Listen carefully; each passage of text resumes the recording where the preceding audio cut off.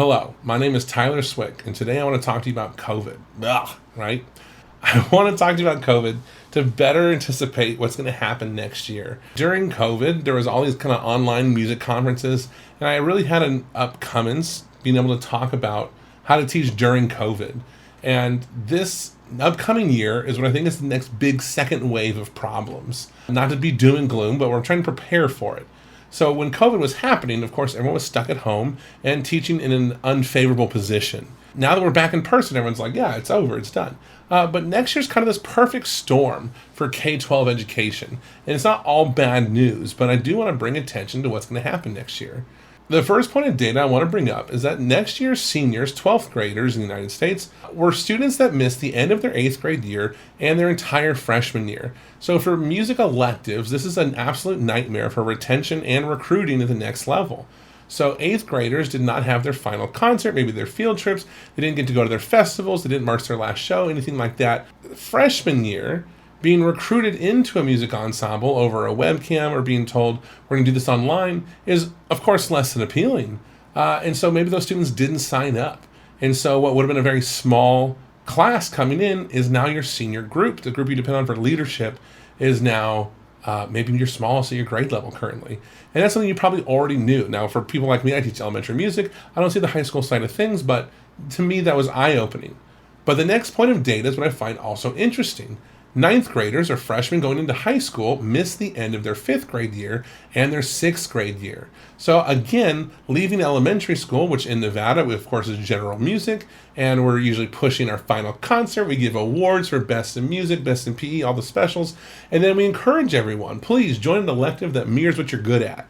And of course, my job is to say, sign up for music or I'll find you. You know, that's one way to put it. And so those students maybe didn't sign up for 6th grade electives in the music world because, again, it wasn't sold to them because they were at home, as opposed to our normal curriculum. We're kind of more in survival mode than adapting as fast as we could. So now at this point, high schools are receiving the students that maybe didn't sign up for a music elective. So now we have freshmen going into high school that don't even know what maybe band, orchestra, choir have to offer. The next point of data I want to bring up are the 3rd graders that are in elementary school right now. The 3rd graders are kind of the last proof of COVID in the public school system. When they were coming into the school system, they did pre-K and then they were sent home. They missed all of kindergarten. And then their first real sit down in a classroom experience was 1st grade. We think about all those things they missed in kindergarten: sharing, taking turns, right? A lot of empathy, a lot of what we talk about that they miss out on now. I hear that all the time now from teachers where they just wish students cared how other students felt, right? Instead of me first and the gimmies, we kind of want students that realize that their actions have consequences and feelings, right? Is that wild? And understanding that, I think, is going to help you teach no matter what subject you teach. So our 3rd graders are going to go through the system now. Though they didn't have kindergarten, they're kind of the last round. Students younger than 3rd grade, like 2nd grade, 1st grade, kindergarten, and pre-K, were not affected by COVID as much in the classroom as they were at home. Now, what does that mean? I'm not entirely sure, but it's kind of a flip of a coin. Parents were at home also working. That doesn't mean they were available.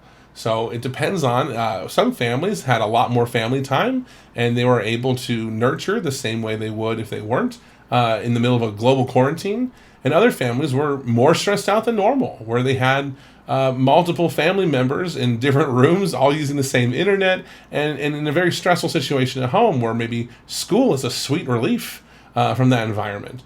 And I think going into next year, understanding that these young people have a different perspective of COVID and what happened during those years. But to put a general understanding around all this information is that we need to understand where our students were most affected during COVID.